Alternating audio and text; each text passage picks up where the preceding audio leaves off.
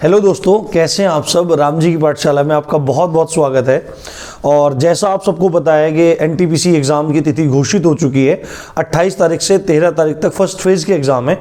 तो इसी क्रम में हम सब लोग मिलकर करंट अफेयर की सीरीज चलाए हुए हैं, साथ में जीएस के इंपॉर्टेंट टॉपिक्स की सीरीज चलाए हुए हैं, जो आपको आपके एग्जाम में बेहतर प्रदर्शन करने में मददगार साबित होगी। तो बिना देरी गंवाए आज की वीडियो शुरू करते हैं।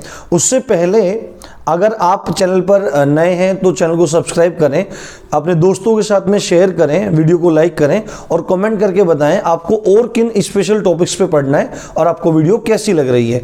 तो आज का टॉपिक है हमारा न्यायिक प्रमुख। मतलब भारत में जितने भी अलग अलग न्यायालय हैं और अलग अलग प्राधिकरण हैं, न्यायाधिकरण हैं, उनके प्रमुखों से संबंधित आपसे प्रश्न पूछे ही जाएंगे। 101% आपसे पेपर में पूछे जाएंगे।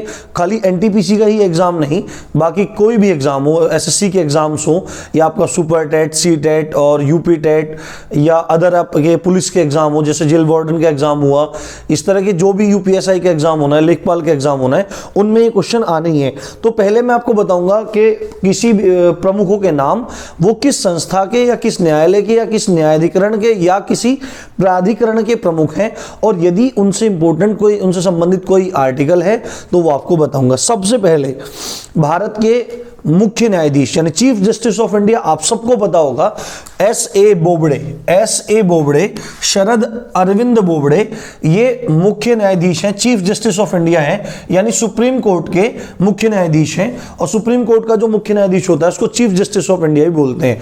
अब ये कौन सा नंबर कौन सा है? 47 है, 47वें मुख्य न्यायाधीश हैं। और इनका अनुच्छेद अगर आपसे एग्जाम में पूछा जाए तो आप बता देना। देखो, आर्टिकल 124 है सुप्रीम कोर्ट का, यानी सर्वोच्च न्यायालय का जिक्र किया गया है संविधान में। और आर्टिकल 124 का सेकंड पार्ट, दूसरा पैरा, बताता है कि भारत के मुख्य न्यायाधीश, सर्वोच्च न्यायालय का मुख्य न्यायाधीश तथा अन्य न्यायाधीशों की नियुक्ति करने का अधिकार किसको है? राष्ट्रपति को है। तो मुख्य न्यायाधीश कौन है? शरद अरविंद बोबड़े हैं और 47वें हैं, और अनुच्छेद है 124 का दूसरा पार्ट। दूसरा जो प्रमुख नाम है वो के वेणुगोपाल है। देखो, एक अपॉइंटमेंट की वीडियो करंट अफेयर में पड़ी हुई है, इंपॉर्टेंट अपॉइंटमेंट की। आप उन सब वीडियोस को जाके देखिए। धीरे धीरे मैं आपके लिए जितने भी इंपॉर्टेंट टॉपिक्स हैं सब पे वीडियो बना रहा हूं, डेली आपको वीडियो दे रहा हूं। तो आप उसमें भी देखेंगे कि के वेणुगोपाल का नाम है। के वेणुगोपाल महान्यायवादी हैं। महान्यायवादी भारत का सर्वोच्च विधि अधिकारी होता है, साथ साथ भारत सरकार का वकील भी होता है और सलाहकार भी होता है। तो के वेणुगोपाल क्यों करंट अफेयर में भी चर्चा में है कि उनका कार्यकाल बढ़ा दिया गया है। उनका सेवानिवृत्त होने का समय आ गया था, रिटायरमेंट का टाइम आ गया था, उनका कार्यकाल बढ़ा दिया गया है। तो आपसे पूछेगा कि भारत का महान्यायवादी या अटॉर्नी जनरल कौन है, तो आपको बोलना पड़ेगा के वेणुगोपाल। और अटॉर्नी जनरल से रिलेटेड अगर कोई आर्टिकल है तो वो आर्टिकल 76 है। आपसे जनरली पूछेगा तो 76 बोल देना, और ज्यादा डीप में पूछेगा तो 76 का फर्स्ट पार्ट है। तीसरा जो नाम है वो है आदर्श कुमार गोयल। आदर्श कुमार गोयल भी बहुत इंपॉर्टेंट नाम है, आपको पता होना चाहिए। ये हैं अध्यक्ष किसके? राष्ट्रीय हरित प्राधिकरण के। इसके आपने चर्चे आपने सुनते रहते होंगे, अखबार में इसके फैसले आते रहते हैं कि राष्ट्रीय हरित प्राधिकरण ने ये कहा। पर्यावरण के संबंध में ये एक प्राधिकरण है और इसको इंग्लिश में बोलते हैं नेशनल ग्रीन ट्रिब्यूनल। तो नेशनल ग्रीन ट्रिब्यूनल यानी राष्ट्रीय हरित प्राधिकरण, इसके अध्यक्ष कौन है? इसके अध्यक्ष हैं आदर्श कुमार गोयल। और ये जो राष्ट्रीय हरित प्राधिकरण है इसके लिए अलग से एक्ट हैं। तो जितने भी ज्यादातर अधिकरण है, न्यायाधिकरण है या प्राधिकरण है, उनके लिए अलग से एक्ट बनाए गए हैं और वो किसी ना किसी, कहीं ना कहीं संविधान के किसी अनुच्छेद से जुड़ते हैं, लिंक होते हैं। तो आर्टिकल आपने 21 सुना होगा, जीवन जीने का अधिकार। तो उसमें स्वच्छ वातावरण भी जीवन जीने के अधिकार में एक है। तो ये राष्ट्रीय हरित प्राधिकरण अगर आपसे पूछा जाएगा कि किस आर्टिकल से संबद्ध होता है तो आपको बोलना पड़ेगा आर्टिकल 21 यानी जीवन जीने का अधिकार।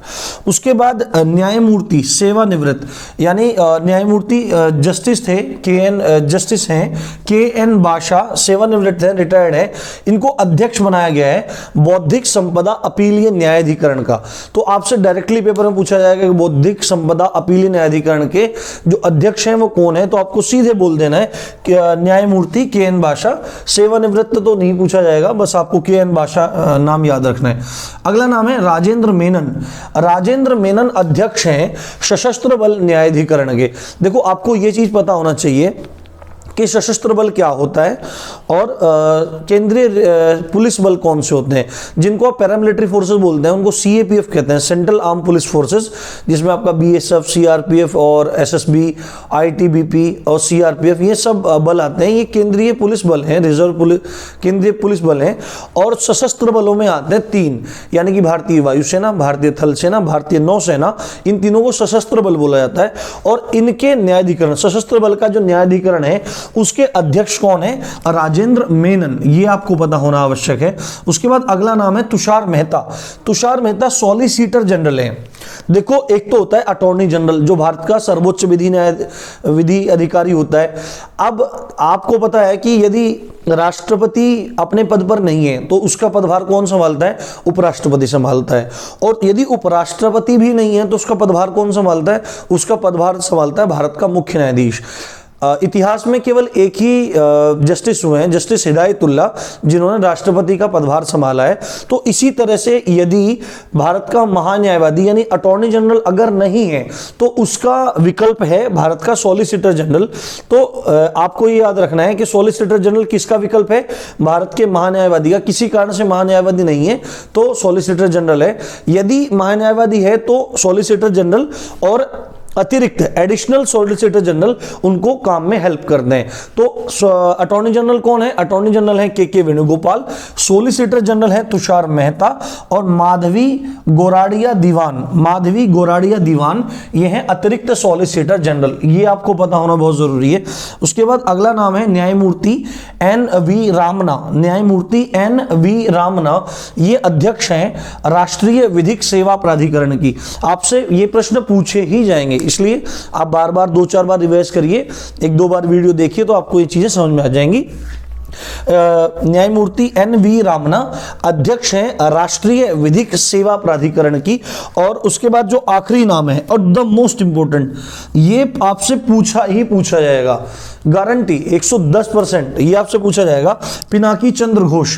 क्योंकि आपने देखा था 2013 में अन्ना हजारे और सीएम हैं जो दिल्ली के अरविंद केजरीवाल, उन लोगों ने काफी मिलकर भ्रष्टाचार के खिलाफ आंदोलन चलाया था और लोकपाल के लिए बात बोली थी कि लोकपाल होना चाहिए, एक ऐसा अधिकारी होना चाहिए जो सबको भ्रष्टाचार के जांच के दायरे में ले सके।